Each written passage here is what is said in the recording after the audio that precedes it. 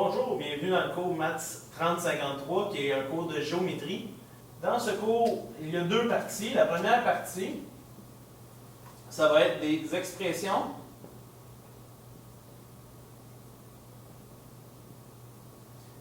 numériques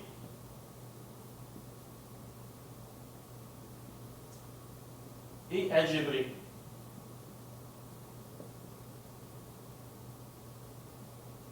Donc, il va y avoir deux parties. Il va y avoir la loi des exposants.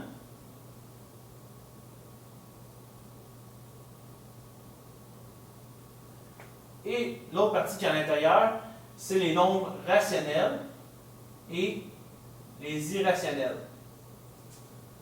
Il va y avoir aussi une autre chose qui est reliée avec ça, ça s'appelle la notation exponentielle.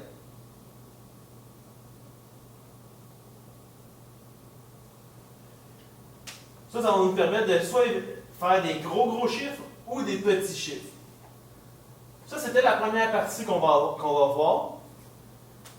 Deuxième partie, quand je parlais des gros et petits chiffres, je parle de notation exponentielle et la loi des exposants. La deuxième partie, c'est de la géométrie.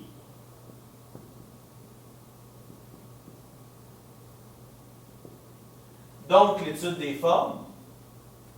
À l'intérieur de ça, on va faire encore, ça va être séparé en deux parties. La première partie, c'est du dessin.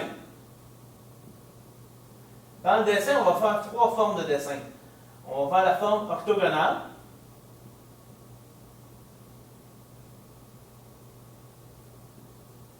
La forme orthogonale est utilisée pour représenter une pièce. Exemple, un machiniste va l'utiliser pour ça, pour pouvoir bien dessiner, découper le métal dans les bonnes formes.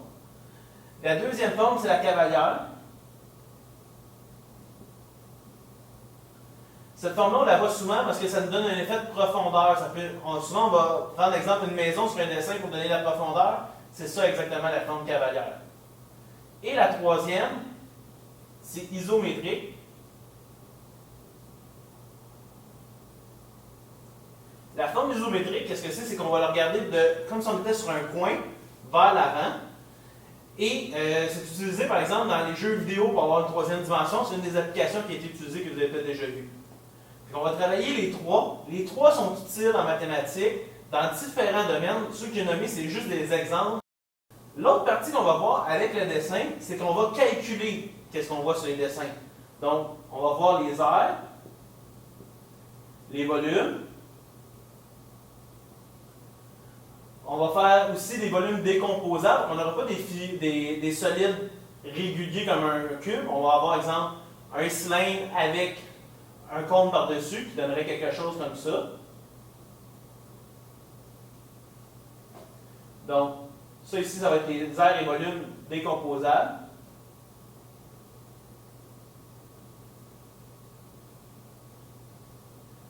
Par la suite, pour calculer tout ça, on va avoir besoin, bien sûr, des équations que vous avez vues en secondaire 2, mais aussi, il va y avoir la conversion d'unité de mesure, la conversion en métrique et la conversion en système impérial.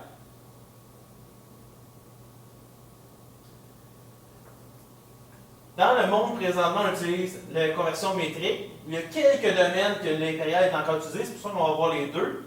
L'impérial est utilisé, par exemple, aux États-Unis. C'est pour ça qu'on se mesure en livres, on se pèse en livres et on se mesure en pieds, en pouces. Le métrique, c'est en centimètres, en kilogrammes, c'est utilisé dans tous les autres systèmes. Donc, on va utiliser ça, le métrique. Exemple, des kilomètres, c'est le système métrique. Quand on va faire conversion métrique, qu'est-ce qu'on va rechercher? On va rechercher des valeurs manquantes.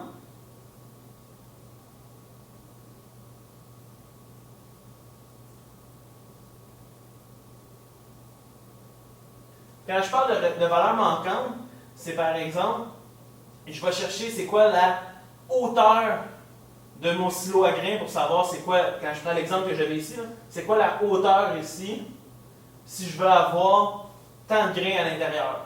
C'est ça qu'on va venir chercher. Et pour l'autre chose qu'on va faire, le lien avec ça aussi, c'est qu'on va faire des rapports de similitude. Exemple, c'est quoi les dimensions quand je veux agrandir, mais garder la même superficie?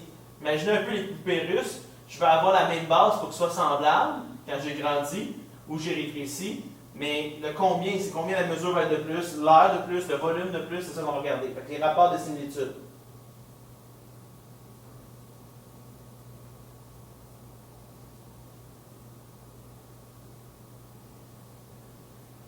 Donc, ça, c'est l'ensemble de ce que vous allez faire dans le cours de maths 3053. À l'intérieur aussi, quand vous allez arriver pour l'examen, il va y avoir deux parties. La première partie, c'est 4 questions courtes qui valent 5 points chaque.